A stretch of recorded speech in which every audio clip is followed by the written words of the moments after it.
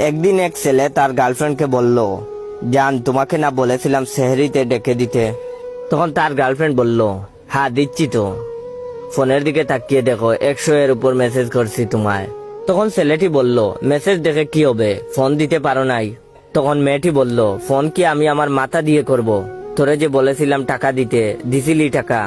তখন ছেলেটি বলল, তুই কি ফকির, তোর কেউ নাই, আমার কাছে টাকা চাইতে তোর লজ্জা করে না?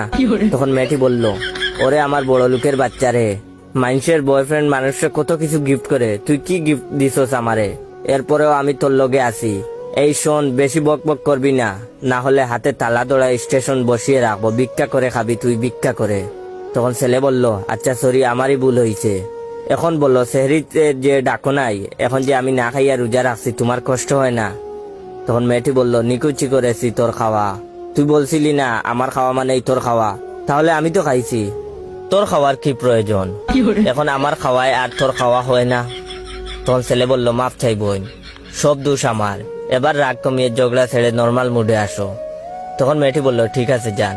তার 1 ঘন্টা পর মেয়েটি বলল, যান চলো না ঝগড়া করি। তখন ছেলে বলল, কেন? এই একটু আগেই না আমরা ঝগড়া করলাম। তখন মেয়েটি বলল, আসলে তখন আমি অনেক মেইন পয়েন্ট ভুলে গেছিলাম, এখন মনে পড়েছে, খাতায় লিখে লিখে রাখছি।